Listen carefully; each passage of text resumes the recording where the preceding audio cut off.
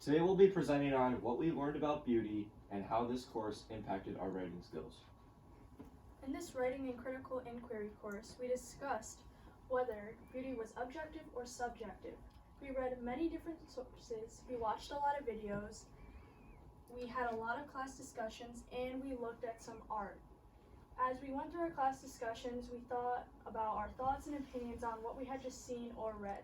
In this course, we also learned how to create a strong academic argument paper about a topic by using scholarly and academic sources to support our claims. Lastly, we each individually came to a conclusion about what we thought beauty meant to us. Some tips on writing a good paper. The first one that I would say is to pick a good topic. This would mean picking a topic that interests you, grabs your attention, and one that you're confident that you'll enjoy writing about and researching and learning about. Because if you pick a topic that you don't really care about, you're probably going to not want to do the work on it, you're not going to want to read about it. And this topic should also have enough information, so you should be able to find multiple resources that will help you. The topic should not be too broad, so this would mean that if you have a main topic, there would be a lot of other little topics that fit into it, so that when you're researching, it will be hard to find the exact information that you're looking for because a lot of other information will come up. Next thing that I would say is take good notes on the sources that you are using. I did not do this, so when it came to writing my outline and my summary for my annotated bibliography, I had to go back and reread all of my sources again, and then I had to take notes, and then I could get back to the process of what I was supposed to be doing in the first place, and that was either making the outline or the annotated bibliography, because I didn't take notes, so it wasted a lot of my time to have to go back and reread all of that again. When you take notes, it will help you to make a detailed outline, it will help you to write a detailed summary for your annotated bibliography, and it will help you to write a good rough draft and a good final draft as well. The next point here is to fill your outline with lots of detail. List the main ideas for the body paragraphs. Under each main idea, you should have supporting information that is detailed as well, because when you do that, then you can look back at your outline and you'll already see these ideas that will spark your memory of what you had read about, and then it will help you on your rough draft.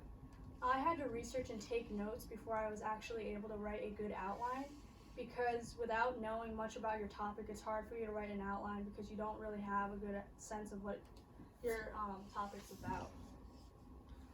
You should be writing a good summary for your annotated bibliography.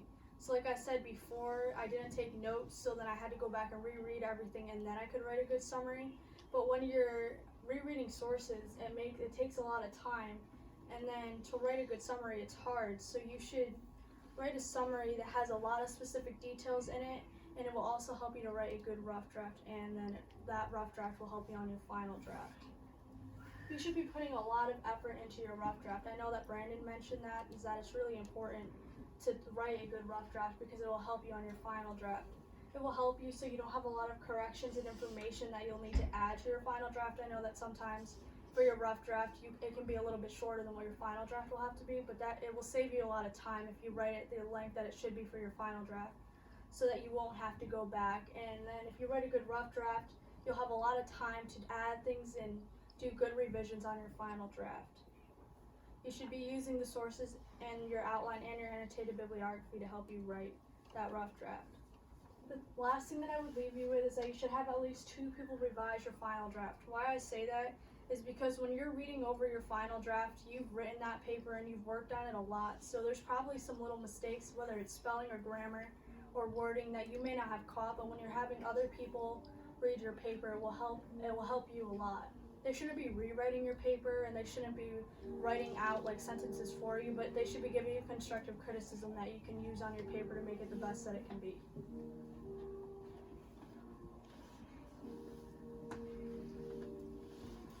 So many people can have trouble writing a paper or even just starting one.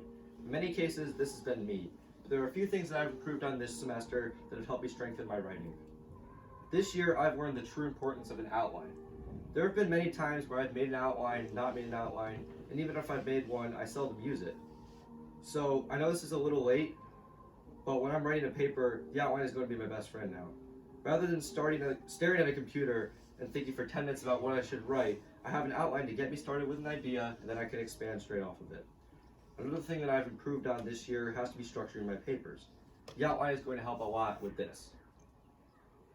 Each paragraph should have a clear idea which can be expanded on throughout my text. As I've worked on these aspects of my papers, I can see this improvement over time, and my paper's been flowing much better. A strong outline and a firm structure has helped me improve my writing and enhance my papers as a whole. This year, I've chosen to write on 2 separate topics. These topics were the beauty in art and the beauty in sports. In class, when we talked about certain paintings and artwork, it really intrigued me how much actually went into a single piece of art. I really wanted to research what goes into a painting and what makes each and every piece of art beautiful. I was also very interested in the themes and the behind-the-scenes meetings the artists put into their work. When it came to my academic argument, I decided to switch to the beauty of sports, because this topic had a lot more facts when it came to the beauty itself. One of the points that I argued was how male athletes were viewed differently than female athletes, and how the concept of art has undergone changes which allow sports to possibly be considered art. The beauty in art is very subjective, so it was going to be very hard for me to find good factual evidence to support my claims. This topic is just too broad and general, so that's why I went to the beauty of sports. I think that this is one of the key parts in one finding a writing topic that is good for them. It needs to have the ability to be supported by facts, and from there you can start writing based off the facts on your topic. So class discussions this year have been very beneficial for me in many ways. My favorites are always when we discuss if something's beautiful or not, and if something has the qualities to make it beautiful. This, in my opinion, makes us think very differently about our everyday lives. I think that hearing what different people think is beautiful can be interesting to listen to. Part of my reason for writing on the beauty of art was due to the fact that we had gone over some paintings and other pieces to see why people thought that they were beautiful. The other main discussion topic that intrigued me as we talked about it was the message behind different pieces of art or items that people thought were beautiful. Some examples would be the abortion painting or the banana, where the message behind the actual item can sway one's opinion on the level of beauty that that object holds. These discussions helped me personally when it came to writing about beauty, and it really interested me what others thought was beautiful and what wasn't. So before taking this class, I never thought I was going to talk about beauty for 4 months, but in doing so, I have no complaints. I had never talked or researched a topic that I thought was so simple for so long, but I now realize how complex the overall theme of beauty can be. As I began to research beauty as a whole, the theme started to get more and more interesting along with complex. As the research continued, I began to formulate my own opinion that beauty is subjective. Others may have different opinions on the subject, but I don't think that my mind will be changed. During the academic argument, when I switched my topic to the beauty of sports, I was forced to look at beauty through more of an objective lens, as I needed facts to back up my claim. This was probably a good thing for me, since it showed the other side of the argument, but even now, my opinion still hasn't changed. One main thing that this course did for me was make me look at things in my everyday life differently. I now tend to look at the different aspects of things, whether it's on the way to school or any other time. I overall really enjoy learning about this theme, and no matter what part of beauty we're talking about, I never lost interest. For my research topic, I chose to study the unique beauty that music brings to films. I found out that the music sets the mood of the scene and it helps the viewers to interpret it. So for example, if the music is spooky or eerie, it's probably going to be a scary scene. If the music is happy or joyful, it'll probably be a happy scene. If the music is sad or slow, it will be a sad scene. So it's pretty simple. So overall, it just helps the viewers to understand or predict the mood, and it can also spark emotions in the viewers that helps them relate to the characters as well. The next thing I learned is that music can help connect the viewers to the characters' emotions. Since the music sets the mood of the scene, it also shows how the character may be feeling. It can create emotions for the viewer based on what the character is acting like. Angela Davis did a study. She had participants listen to 50-minute soundtracks of either positive or negative music. The positive music portrayed feelings of happiness or encouragement, and the negative music portrayed feelings of sadness, loss, or disappointment. After, the negative group said that their mood changed to negative, and the positive group said that their mood felt happier and that they felt more positive. This is just, again, showing that music can affect the viewer's emotions. Matthew Bezdek did a study as well that showed a film of a young couple at a restaurant and also of a man on a train. This man was an elderly man. They showed this scene with either melodrama, crime, or thriller music, and each group viewed it with a different sound. The ones that viewed it with the crime sound predicted an outcome of aggression or murder. This proves that music impacts how a viewer perceives or understands a film, and that how they can predict the outcome of the scene. Matthew Bezdek did another study of a short film of a person standing either inside or outside of the house. The first time that the viewers viewed this, it was just with sounds of nature or traffic, and it gave no hint of the person's emotions. The next time that they viewed it, they either viewed it with happy, sad, angry, or fearful music. All the participants' descriptions of how they thought the character felt matched with the genre of music that was played with their short clip. This proves again that music affects how viewers interpret characters' emotions. My personal reflection on beauty.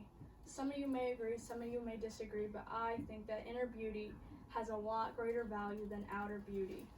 I say this because this is dark, but at your funeral, do you want people talking about how beautiful you were, or the amount of beauty pageants that you may have won just because of your outer appearance, or would you rather have them be talking about how nice you were, how you treated others, how you made others feel loved when they may have felt excluded? I'd rather have people saying that about me rather than, oh, she was really pretty.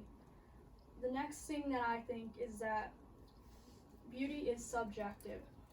It can be influenced by personal feelings, taste, or opinion.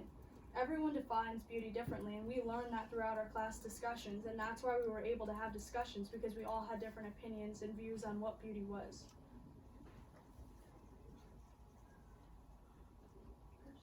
Okay. So the next thing that I would say is that the message something sends determines if it's beautiful. So for the abortion painting, we looked at that, we heard about that painting, and at first we probably may have thought it was beautiful without knowing the message or the intention of the artist. But once we found out that it was symbolizing abortion and it was pro-abortion or whatever, then for me personally, I decided that it wasn't beautiful because I personally did not like the message. So for me, the artist's intention and the message that they're sending really has a huge impact of whether I like their art or not. Another thing that I took away from this is that advertising gives a fake view and materialistic view of what beauty truly is. It sends a message of you're not good enough, or you don't have unless you have this. It says you're not beautiful unless you use this product or wear this brand. You're not cool enough unless you have the newest iPhone. You can't have wrinkles and be beautiful at the same time. If you don't wear this brand, your style is terrible. These things are all so wrong and so fake and so materialistic, and really do not matter at all.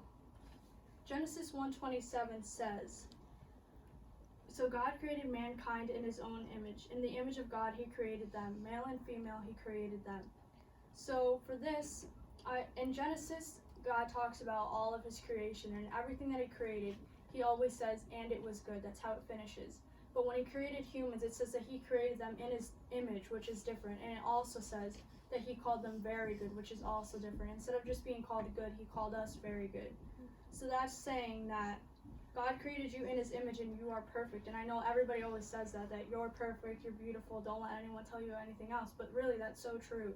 Because God created you and he called you perfect, he called you very good. So you're full and complete, you're really lacking nothing. So don't let anyone else or anything else tell you that any other thing. The last verse here would be 1 Samuel 16:7. "But the Lord said to Samuel, 'Do not consider his appearance or his height, for I have rejected him.' The Lord does not look at the things people look at. People look at the outward appearance, but the Lord looks at the heart." So that to us means that really, again, back to the inner beauty is better than outer beauty. It's showing that that's what matters more. God's looking at your heart, not at your outward appearance. So, that's the presentation.